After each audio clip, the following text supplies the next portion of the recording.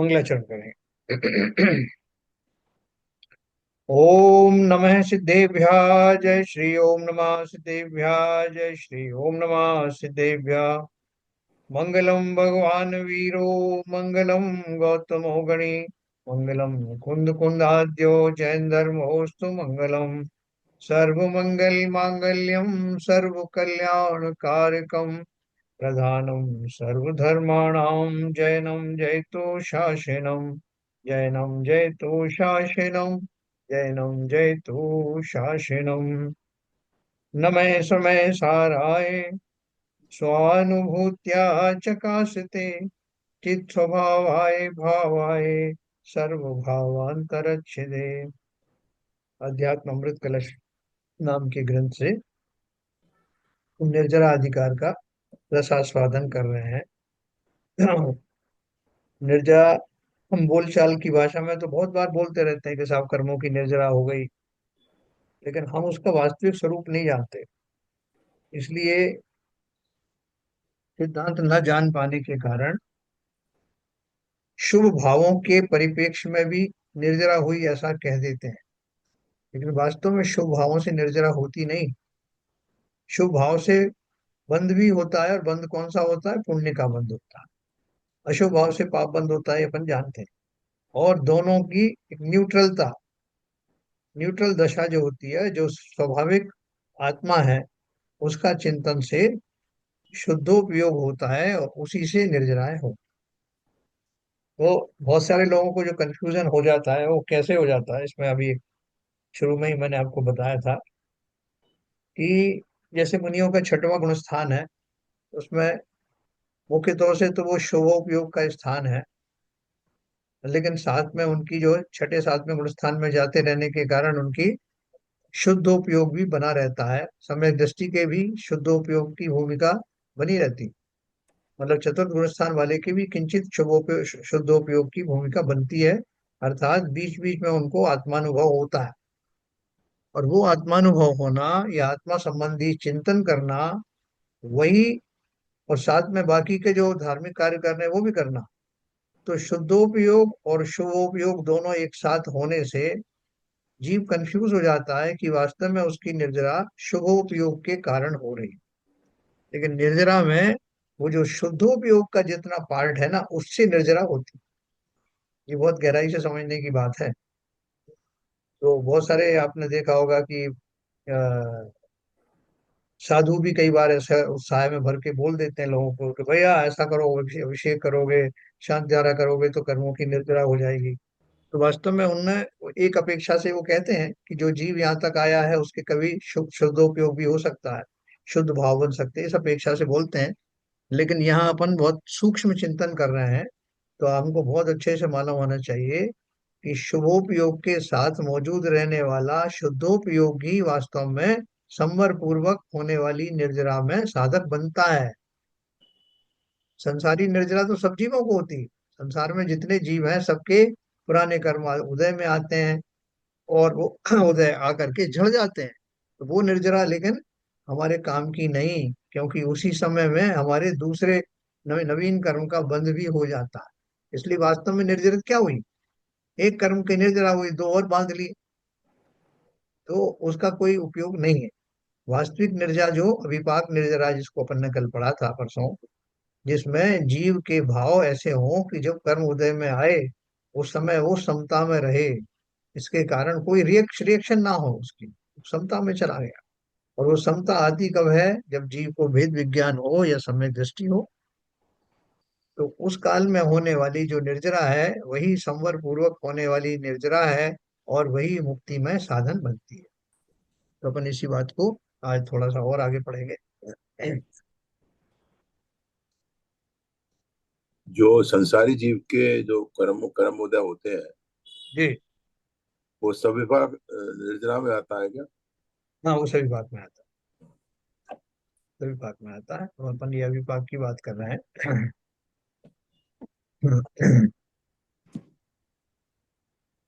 तो अपन ने ऊपर ही पढ़ा था ना, ये आपको बताया था।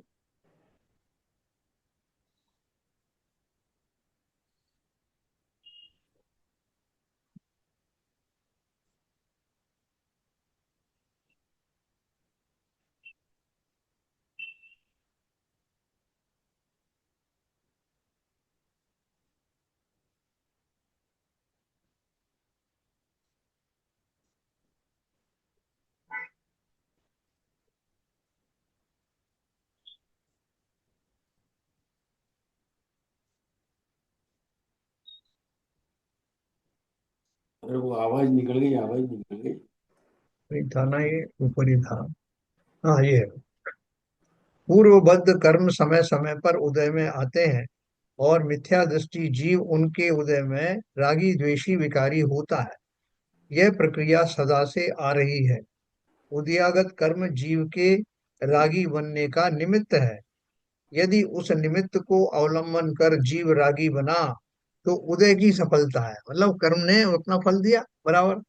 मैंने आपको गाली से इसको कंपेयर किया था ना, कि गाली देने वाला चाहता है कि आप गुस्से में आ जाएं, दुखी हो जाएं।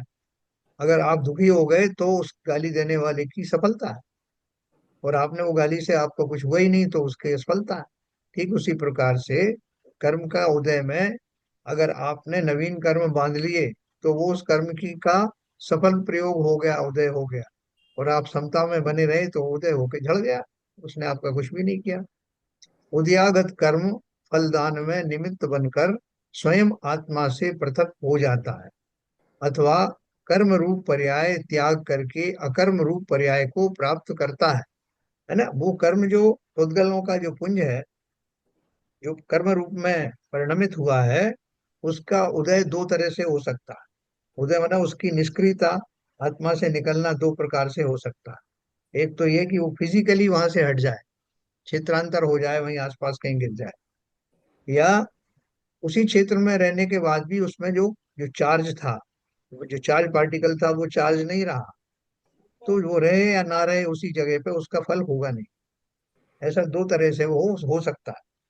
तो दोनों ही दशाओं में वो डिस्चार्ज हो गया, उदय में आकर के, और निर्जरित हो गया, ऐसा कहा जाता है। अथवा कर्म रूप पर्याय त्याग अकर्म रूप पर्याय को प्राप्त करता है, वो कर्म रूप चार्ज नहीं रहा, इसे ही निर्जरा कहते हैं। सविपाक निर्जरा और अविपाक निर्जरा, ऐसे दो भेद निर्जरा के हैं। स्थिति पूर्ण होने पर उदय काल को प्राप्त कर्म जब निर्जरित होता है, तो उसे सविपाक निर्जरा कहते हैं, है ना, जो सामान्य लोगों को सबको होती है। तथा जो कर्म उदयावस्था के काल को प्राप्त नहीं है, वे तप आदि के कारण असमय में भी निर्जीर्ण होते हैं, इसे उदीर्णा कहते हैं। यही अविपाक निर्जरा है। इसके मैंने दो पार्ट आपको बताए थे। एक पार्ट तो ये बताया था कि उदय भी उसने किया, उसने फल भी दिया। हाँ, फल, लेकिन फल आपने लिया नहीं। जैसे गाली देने वाला है, एक तो उसको किसी ने रोक लिया, वो गाली देने आया ही नहीं।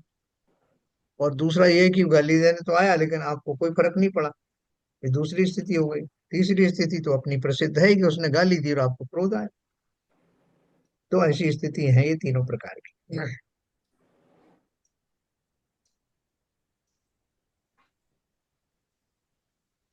तो ये अपन ने ये पढ़ा था।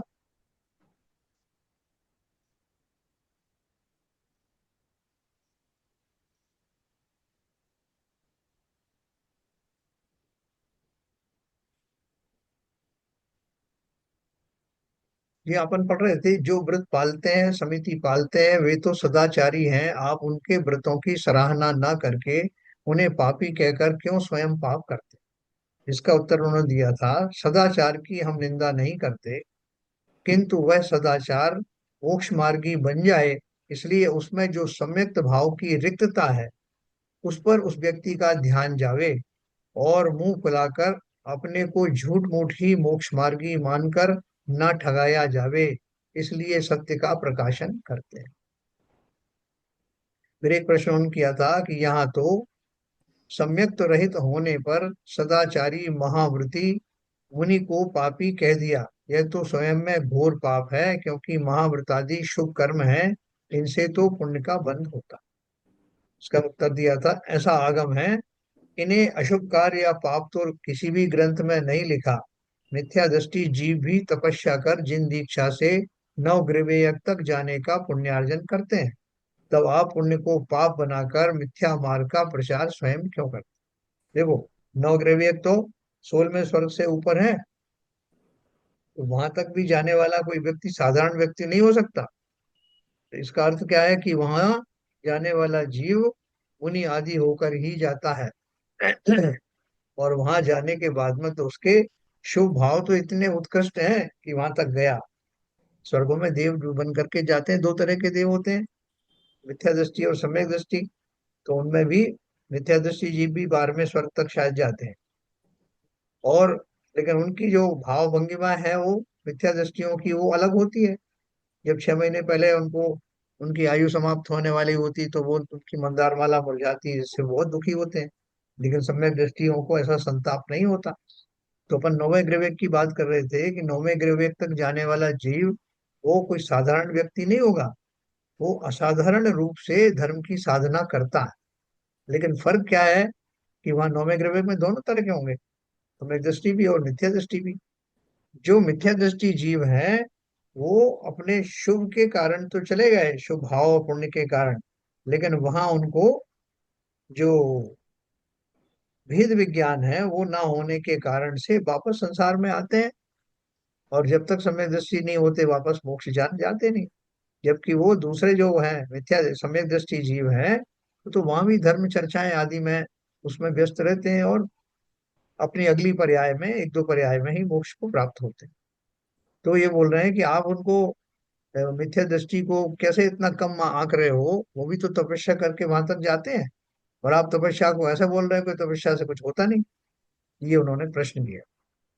समाधान है, आचार्य मिथ्या मार्ग का खंडन कर सम्यक मार्ग का ही प्रचार यहाँ करते हैं। वस्तुतः सबसे बड़ा पाप मिथ्यात्व है। जब तक वह महापाप है तब तक उसके साथ की जाने वाली क्रियाएं भी पाप ही हैं। भले ही शुभ योग होने से पुण्य का बंध कराती हैं, उनसे स्वर्ग आदि गति मिलती है। अतः व्यवहार से हम भी उन्हें पुण्यार्जन करने वाला कहते हैं। तथापि निश्चय से मोक्ष मार्ग तो पुण्य पाप दोनों से ऊपर है। शुभ क्रियाओं को या पुण्य बंध की क्रियाओं को अशुभ के मुकाबले में तो हम बुरा नहीं मानते। अशुभ के मुकाबले तो डेफिनेटली बहुत अच्छी है। जमीन आसमान का अंतर है। लेकिन अपन बात और ऊंची कर रहे हैं। क्या ऊंची बात कर रहे हैं कि हमको अभी स्वर्ग और नरक की बात नहीं करना, हमें उससे ऊपर की भूमिका की बात करना। और उससे ऊपर की भूमिका के को यानी स्वर्ग और नरक के बाद में, स्वर्गों के जात के बाद में फिर कौन सी गति है। ये 9 ग्रह तक भी जो सब, उसके ऊपर भी वो जो है सर्वार सिद्धि आदि वहां तक देव होते हैं। लेकिन उन सब से निकल करके मोक्ष जाने के लिए जीव को सम्यक दृष्टि होना ही पड़ेगा। सम्यक दर्शन के साथ होने वाले मुनिराज ही वास्तव में भावलिंगी संत कहे जाते हैं। तो इसलिए वो कह रहे हैं कि पुण्य की इसलिए आलोचना नहीं कर रहे हैं कि पुण्य बुरा है, बल्कि इसलिए वो कर रहे हैं कि लोग उसमें उसके लोभ में आकर के मुक्ति का मार्ग ही भूल जाते हैं। इससे ऊपर कोई चीज है वो जानते ही नहीं। तो इसलिए उनको कहा कि पुण्य, चूंकि पुण्य बंध है, पुण्य भी तो एक बंध है, जैसे अशुभ का बंध है ऐसे शुभ का बंध है, और दोनों ही बंधन बंधन ही है। बंधन किसी को कार्यकारी नहीं होते, चाहे वो सोने का बंधन हो चाहे लोहे का बंधन हो। तो इसलिए पुण्य को उन लोगों के लिए जिन्हें संसार में रहना नहीं, संसारी व्यवस्थाओं से जिनका मोह भंग हो गया, ऐसे जीवों को बताया जाता है कि ये पुण्य अगर तुम्हारे पास रहेगा तो उसको भोगने के लिए संसार में ही रहना पड़ेगा। इसलिए इस अपेक्षा से पुण्य तुम्हारे लिए कार्यकारी नहीं है। उसके लोभ में मत रहो।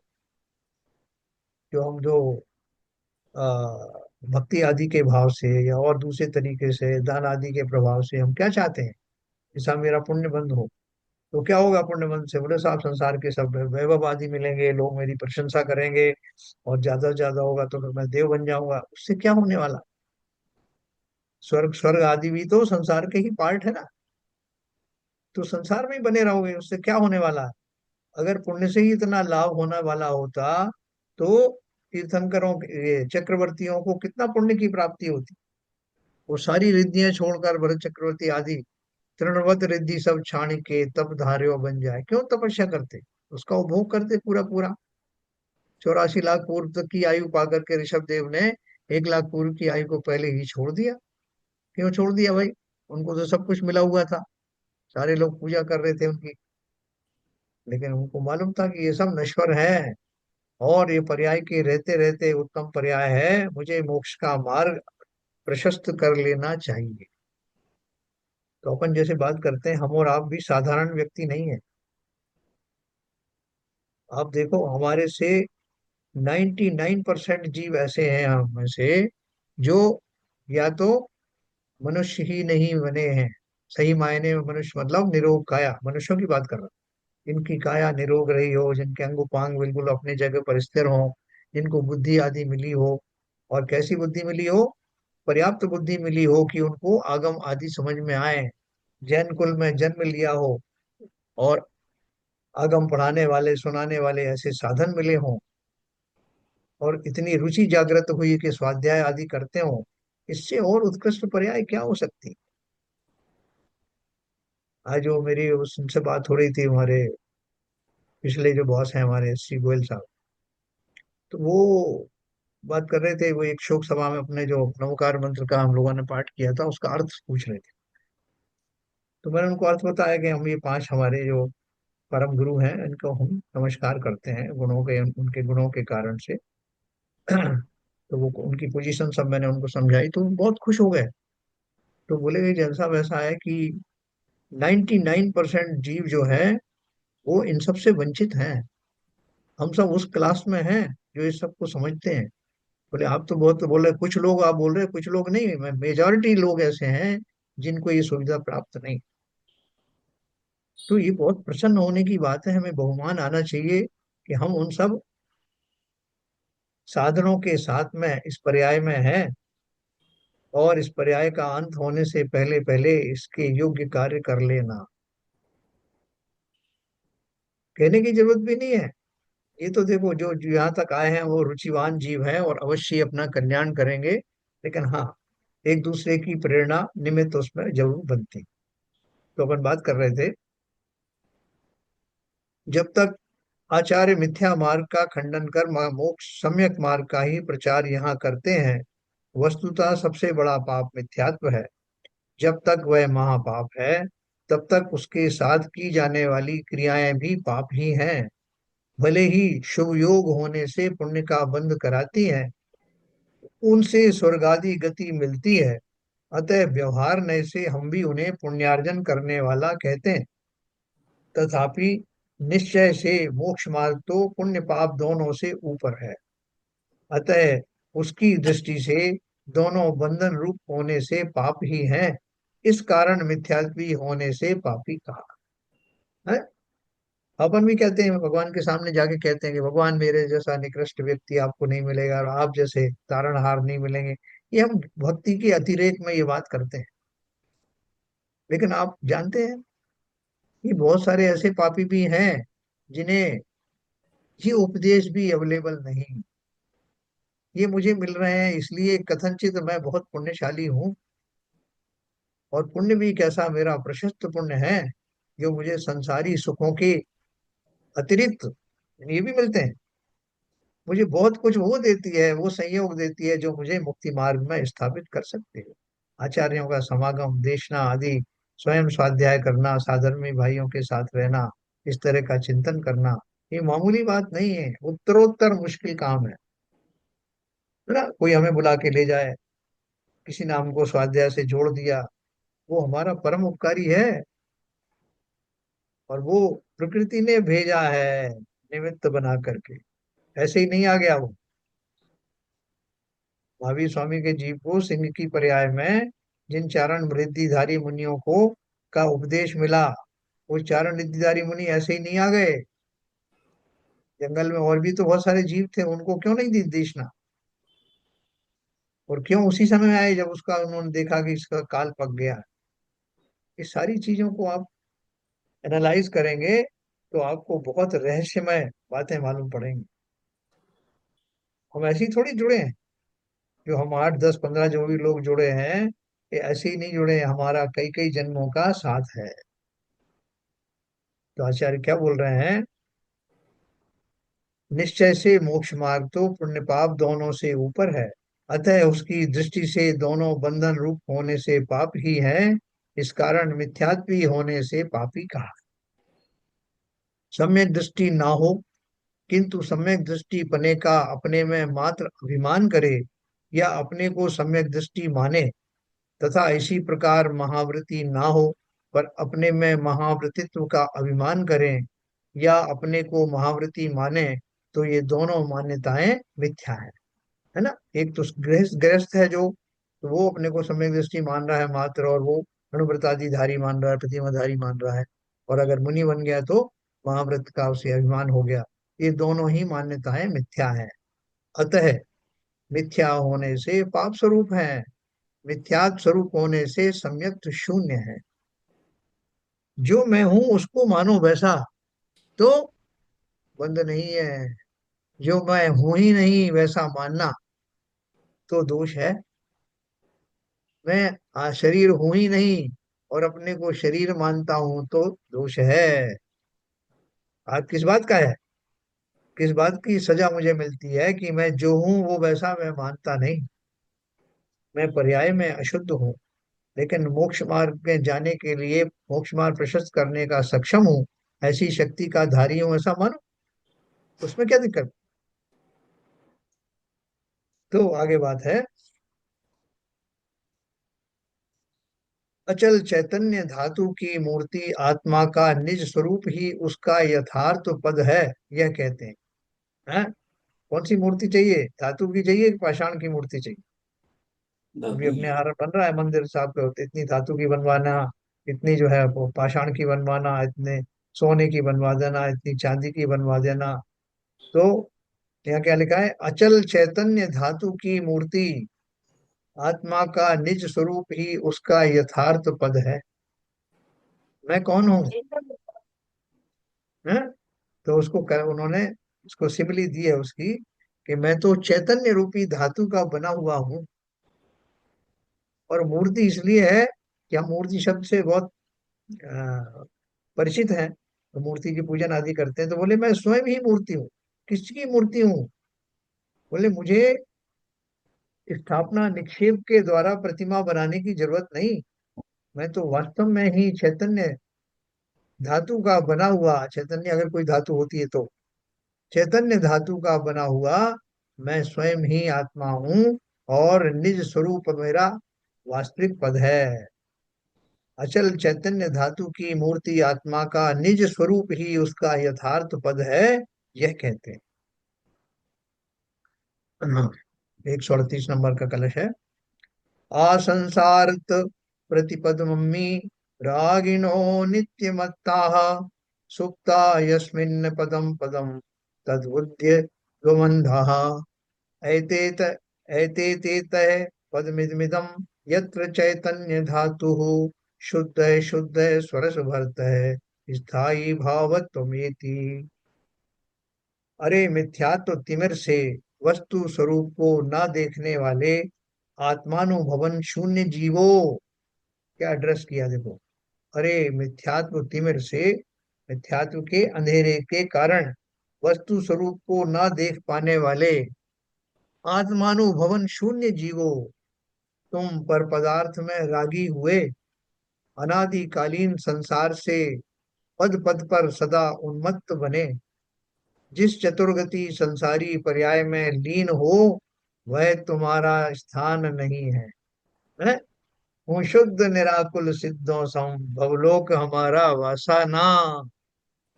हम खुद अब जान गए हैं कि ये संसार मेरे रहने योग्य जगह नहीं है।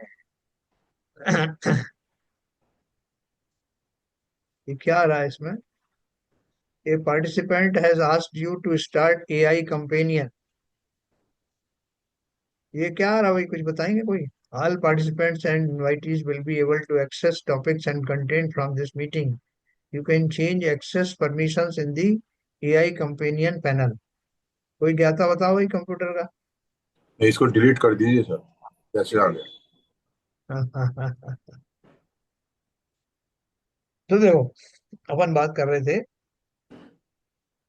आचार्य ने हमको क्या संबोधन दिया। जैसे वो कहते हैं अरे मूर्ख हो, तो वो उन्होंने बड़ी बुद्धिमानी के साथ शब्दों का चयन किया। भाषा समिति के पालन करते हैं ना आचार्य। तो क्या कहा, अरे मिथ्यात्व तिमिर से वस्तु स्वरूप को न देखने वाले आत्मानुभवन शून्य जीवो, तुम पर पदार्थ में रागी हुए अनादिकालीन संसार से पद पद पर सदा उन्मत्त बने, जिस चतुर्गति संसारी पर्याय में लीन हो वह तुम्हारा स्थान नहीं है, नहीं है। अतः जागो, जागो, यहाँ आओ, तुम्हारा पद यह है जहाँ चैतन्य धातु द्रव्य भाव रूप परम शुद्ध अपने चैतन्य रस से भरी हुई स्थायी पने को प्राप्त होती है ना। कि भीड़ में बैठे हुए थे, आचार्य श्री बैठे हुए थे, और हम आकर के जहाँ जूते चप्पल रखे वहां जाकर के बैठ गए। तो उन्होंने हमको प्रेम से आवाज लगाई कि भैया वहां क्यों बैठे हो, तुम्हारी जगह वहां नहीं है, तुम यहाँ आके बैठो, मेरे नजदीक बैठो, तुम पात्र हो, तुम्हें अपनी पात्रता का गुमान नहीं, तुम्हें पता ही नहीं कि तुम क्या हो।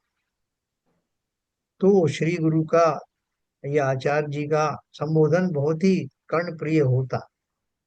उसको सुनकर के जीवों में साहस और विस्मय भर जाता है कि ओ, मैं इस योग्य हूं क्या, जिस कारण से मुझे अपने समीप बिठाया जा रहा है।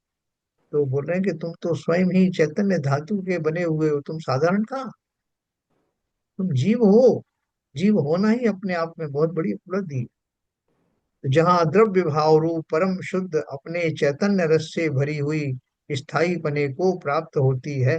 भावार्थ है, आचार्य संसारी जीव की विपरीत दृष्टि पर करुणा करके कहते हैं कि भाई, तुम्हें आत्मदृष्टि प्राप्त नहीं है, उसके अनुभवन से शून्य हो, तुम अनादि काल से ही पर्याय दृष्टि में ही विमूढ़ हो, नर नारकादि पर्याय पाई, उतना मात्र अपना स्वरूप जानकर उसी में मगन हो, उसी में रागी बने हो, यह स्थान यथार्थ में नहीं है जो मैं बन गया।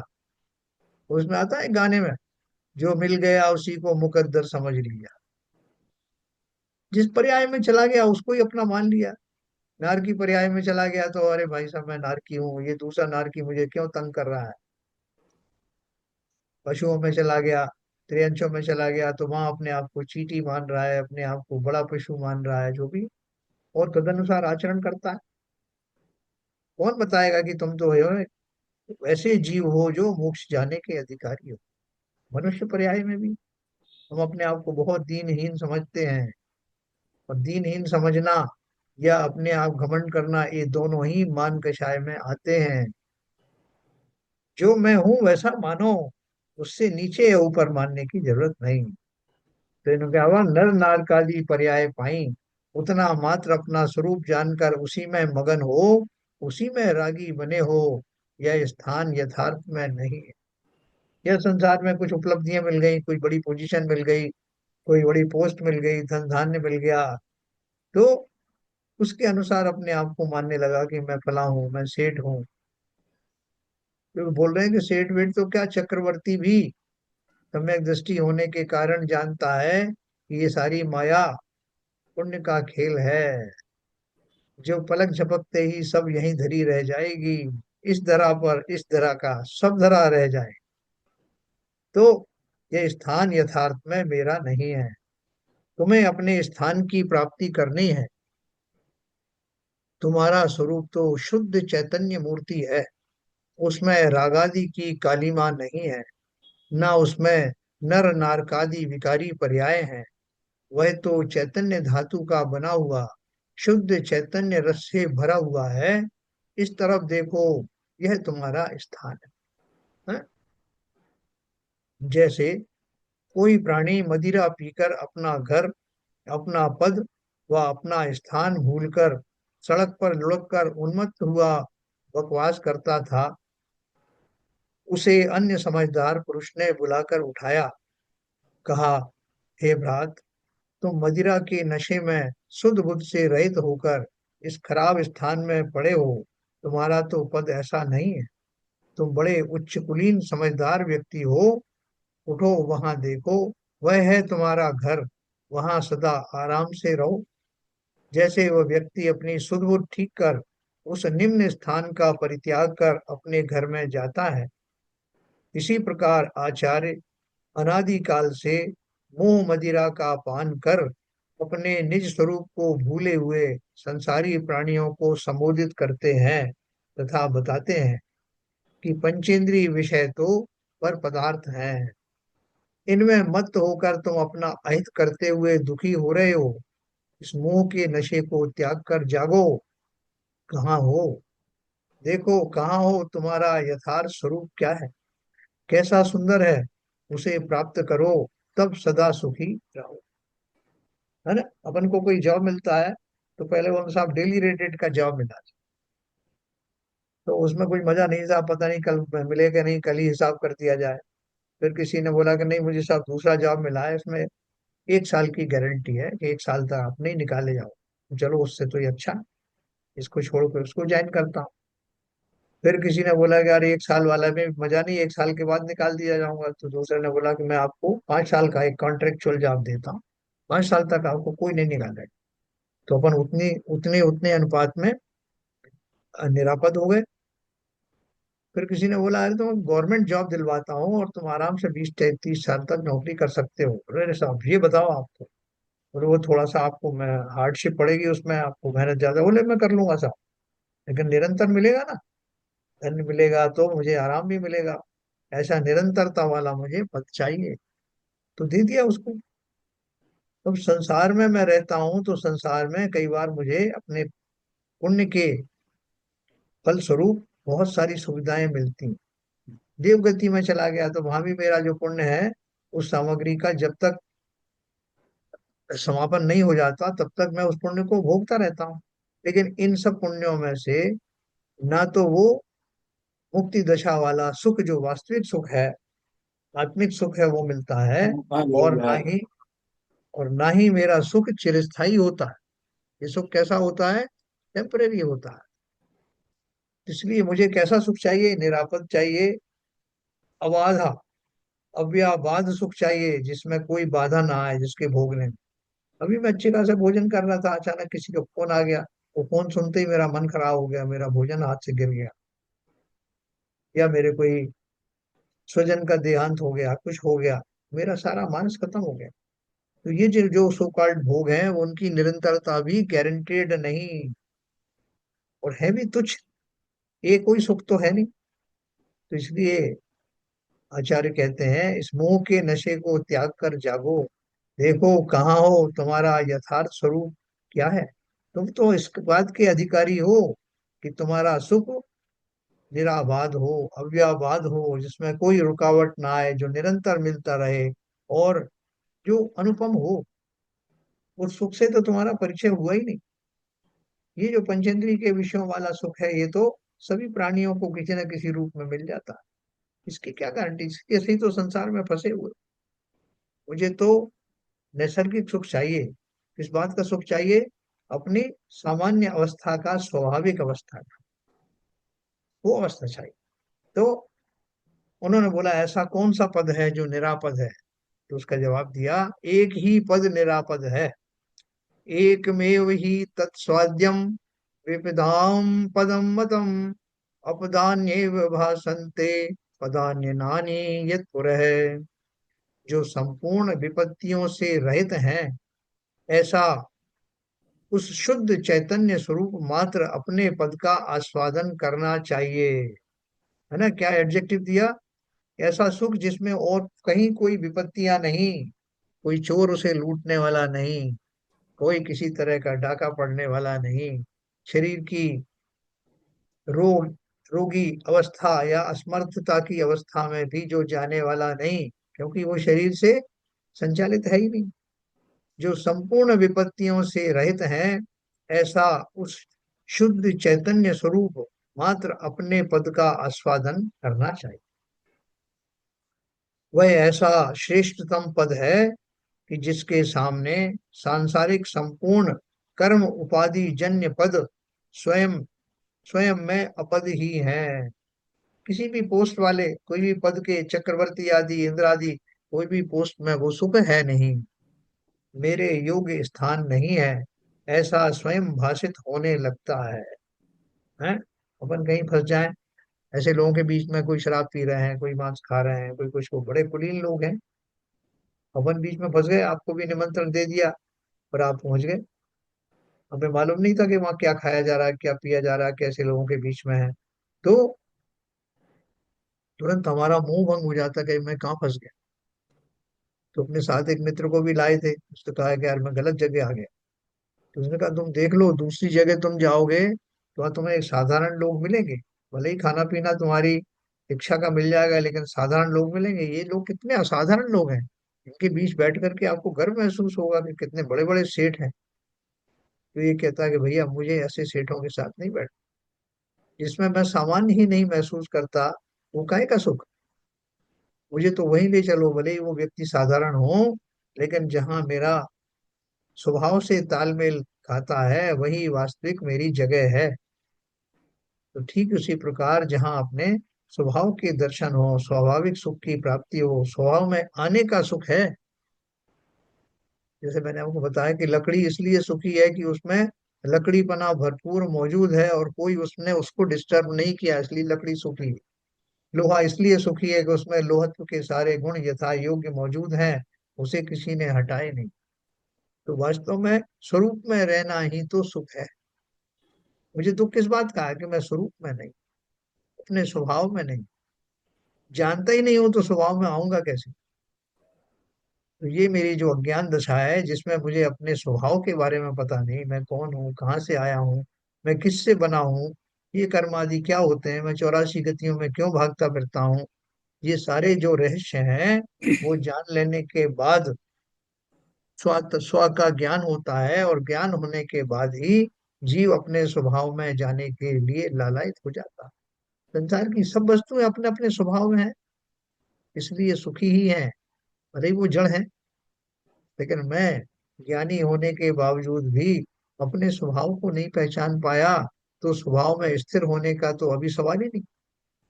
सम्यक दर्शन वास्तव में पहले तो वो श्रद्धा ऐसी हो कि मैं जो हूँ, जो ग्रंथों में पढ़ा, जो आचार्यों ने बताया, उससे भी और अपने लॉजिक्स के द्वारा मैं इस बात को नक्की कर पाऊं कि वास्तव में मैं जीव द्रव्य हूँ, मेरा स्वभाव क्या है। मैं तो स्वभाव से ही सुखी हूँ।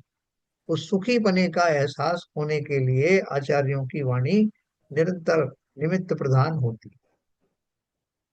तो देखो, मेरे योग्य स्थान नहीं है ऐसा स्वयं भाषित होने लगता है। भावार्थ में कहते हैं आत्मा उपयोग लक्षण वाला है ना। तत्वार सूत्र का एक प्रसिद्ध श्लोक है ना, उपयोग लक्षण, सदा काल ज्ञानमय है। उपयोग किसे कहते हैं?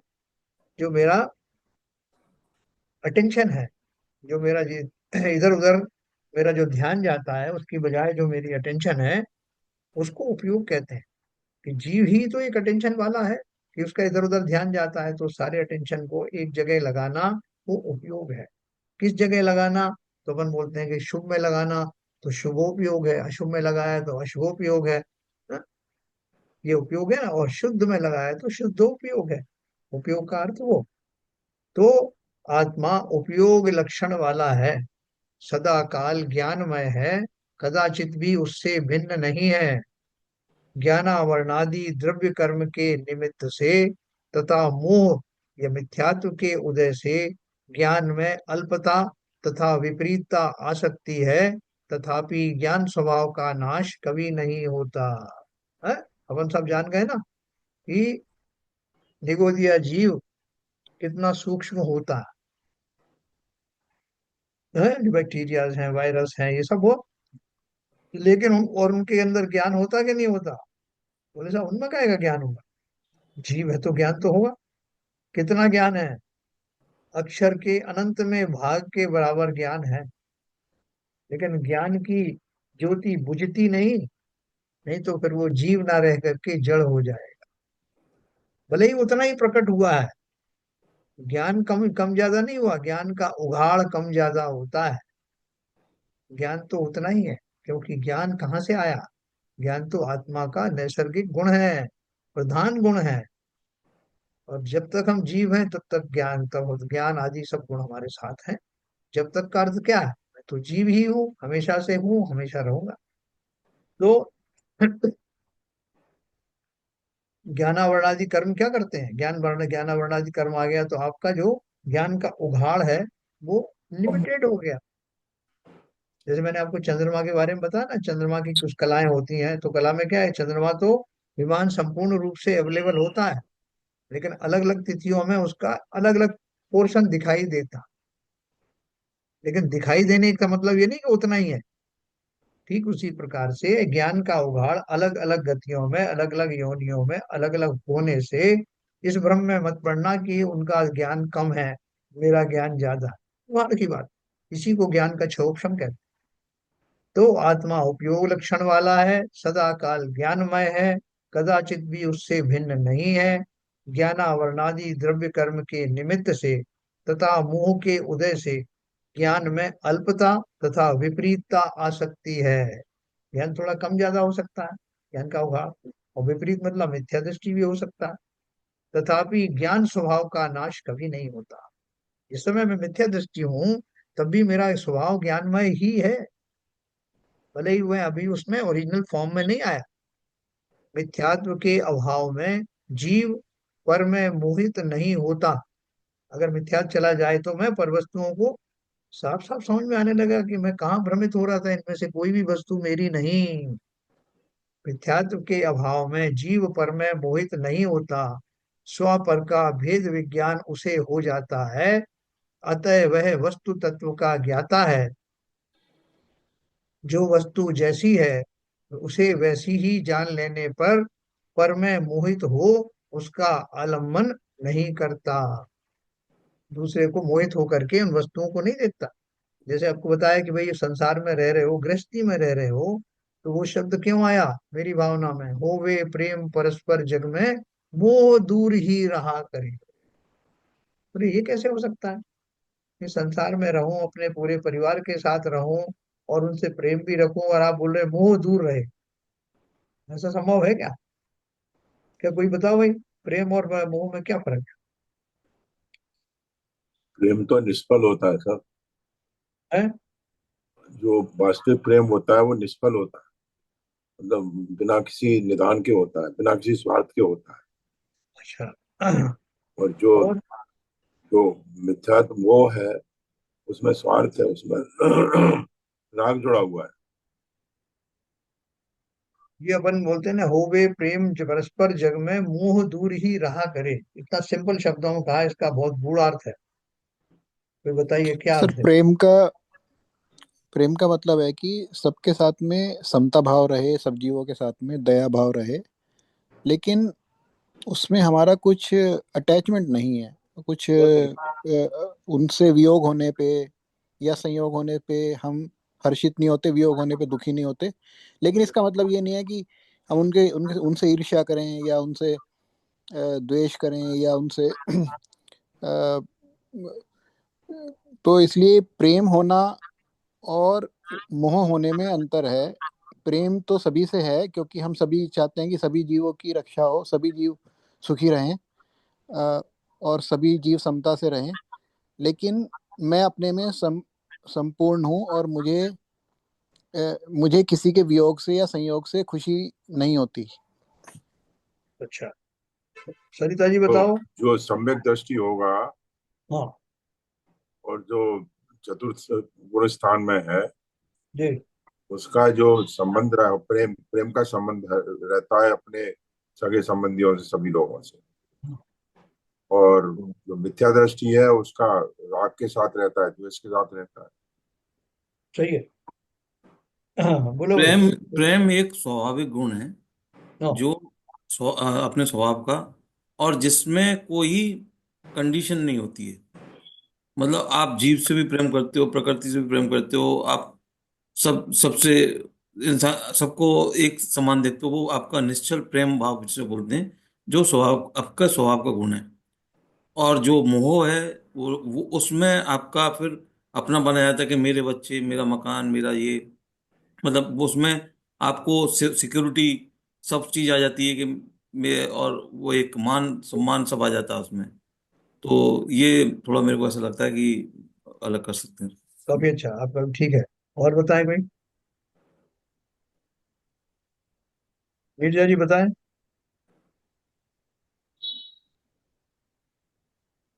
मतलब इसका ऐसा है, सी एवरीवन एज योरसेल्फ।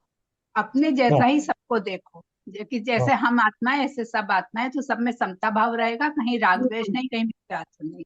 मुझे तो ये समझ में आता है। नहीं देखो, ये बहुत बढ़िया है। शुरू में ये विपुल जी ने भी बात कही थी, आप सबका वो निचोड़ एक ही है कि संसार में जितने जीव हैं उनको जैसे वो है उनको उसी रूप में स्वीकार करना, किसी से वैमनस्य नहीं रखना, किसी से ईर्ष्या भाव नहीं रखना, किसी से विशेष राग आदि अनुकूलता प्रतिकूलता वाले भाव नहीं रखना। सामान्य सब व्यक्ति जैसे, जैसे शैलेंद्र जी ने बताया कि प्रकृति की ओर निहारता हूँ तो अच्छा लगता है।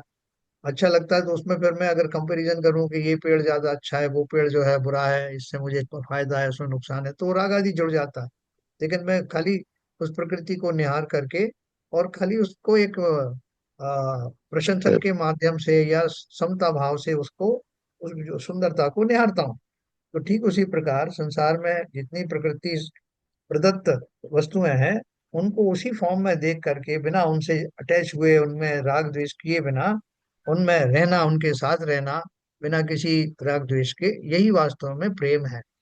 किसी को अपना शत्रु नहीं मानना, मेरा प्रेम है। लेकिन उनमें अटैच होना, ये मेरा है वो पर है, फिर उनमें जब कंपैरिजन करना शुरू कर देते हैं तो एक से राग होता है, एक से द्वेष होता है, और वो सब राग द्वेष जो वाली चीज है वो सब उसमें मोह में के दायरे में आने लगे। आप सबने बहुत अच्छी परिभाषा दी, मतलब हमको सबको ये बात अच्छी तरह समझ में आ गया कि राग द्वेष क्या है, राग द्वेष की उत्पत्ति के समय में और कौन कौन से भाव जुड़ जाते हैं। ईर्ष्या के भाव हैं, दूसरों के साथ कंपेयर करने के भाव हैं, अच्छे बुरे के भाव हैं। तो परिवार में, अपने परिवार में अपनी भूमिका को निरपेक्ष भाव से निभाया जा सकता है क्या? ये मेरा अगला प्रश्न है। सर बिल्कुल निभाया जा सकता है। कैसे? अब सर उदाहरण के लिए अगर आप अपने बच्चे को समझा रहे हो, वो नहीं समझ रहा कि भाई पढ़ना चाहिए, वो खेलता रहता है, वो नहीं पढ़ता, तो अब आपके पास दो ऑप्शन है। आपका काम है समझाना, आपका काम है उसको जो भी जिस भी माध्यम से अगर वो समझ सकता है, क्योंकि आप समझते हो कि वो पढ़ाई करना ज़्यादा अच्छा है, खेलना कम अच्छा है, ये हमारी समझ है। अब अगर वो आपके अनुरूप परिवर्तित हो जाता है तो बहुत अच्छी बात है, नहीं होता तो भी बहुत अच्छी बात है, आपने अपना कर्तव्य निभाया। और उस अगर वो परिवर्तित नहीं होता तो सुखी दुखी ना होना, ये बहुत बड़ी मतलब प्रयास करना पड़ेगा उसके लिए, लेकिन कर सकते हैं। और हो सकता है कि वो खिलाड़ी बन जाए कोई बहुत बड़ा, अपने को उसकी हाँ सर, डेस्टिनी तो बन भी जाए मालूम या ना भी नहीं है। बने, ना हाँ, भी बने, मतलब ऐसा नहीं है कि हाँ बन भी सकता है खिलाड़ी, हाँ, और ना भी बने तो भी हमें तो इस बात से संतोष रखना चाहिए कि भाई मैंने अपना फर्ज निभाया, मैंने जितना हो सकता था उतना किया। अब इससे ज्यादा शायद उसकी परिणति ऐसी ही है, और अ, मैं थोड़ा सा कम विफल हूँ। क्या संजय प्रकाश जी, आपका ऐसा मानना है क्या? तो हाँ ये बोलिए। ये जो विपुल जी बोल रहे हैं फर्ज, जैसे यदि हमको ये भाव भी आ जाए कि हम किसी के लिए फर्ज निभा रहे हैं या कुछ कर रहे हैं, तो ये भी मतलब एक प्रेम जो एक निश्चल है। मतलब इसमें कुछ ये नहीं देखा जाएगा कि भाई कि क्या मिला क्या नहीं मिला। तो वो जिसे कहते हैं ना कि अब हमारे जो प्रेम जो अपने मन आते प्रेम भाव से रहा करें, तो वो वाह। उसका मतलब ही ये है कि एकदम निश्चल ठीक। स्वाभाविक आपका स्वभाव है। आपको सबसे मतलब आपको देखते ही सब आप आपको आप खुश हो जाओ।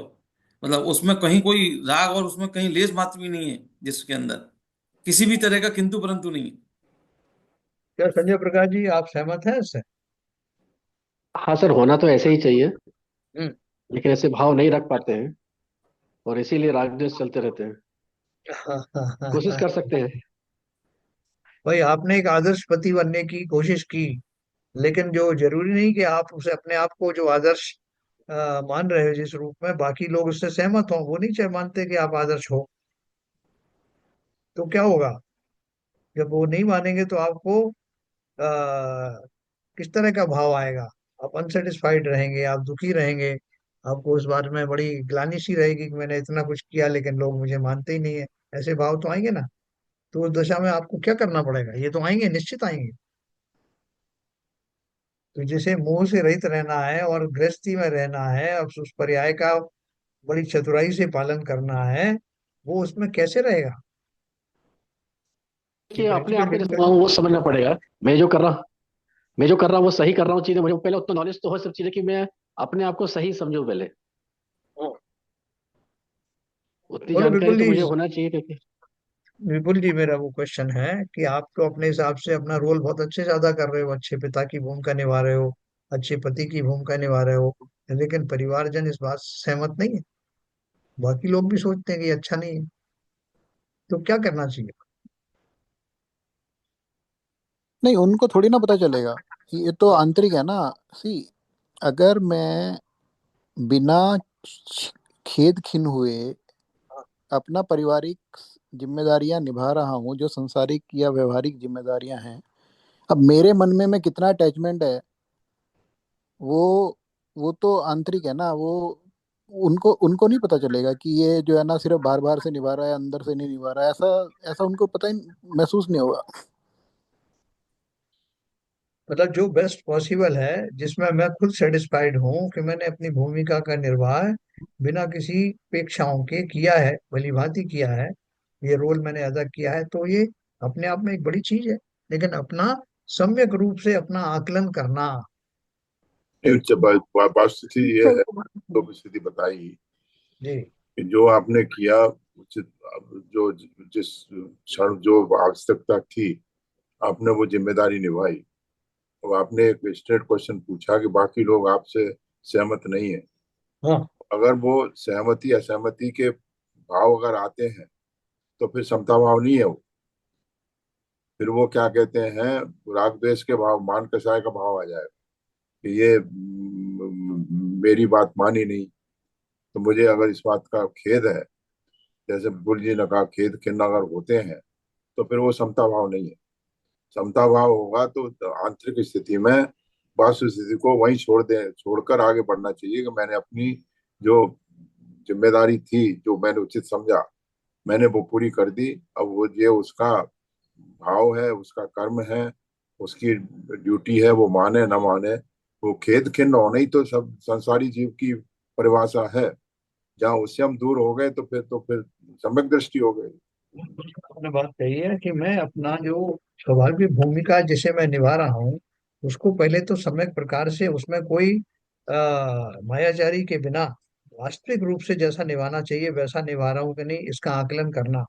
और जब मुझे लगे कि मैं वास्तव में सही ढंग से निभा रहा हूँ, उसके बावजूद भी अगर उसकी प्रतिक्रियाएं नेगेटिव आती हैं, तो उसमें सहनशीलता रखना। वहीं ये छोड़ आपने देना, दोनों बहुत उसको वहीं बहुत छोड़। बढ़िया। तो देखो, ये सब हमारे प्रैक्टिकल एस्पेक्ट्स हैं जो हमें इस पर्याय में से होके जब हम गुजर रहे हैं, तो साथ साथ हमको ये व्यवहार पक्ष भी देखना है ना। दोनों चीजों को देख करके चलेंगे तो बहुत अच्छे से ये पर्याय का समापन होगा, और नवीन कर्म बंध का जो योग है वो मिनिमम रहेगा। ठीक है सर, तो बहुत अच्छी डिबेट रही, सब लोगों ने अपनी अपनी बात शेयर करी। समय हो गया। आज वो तो नहीं है शायद। संजय प्रकाश जी, जिनवाणी से।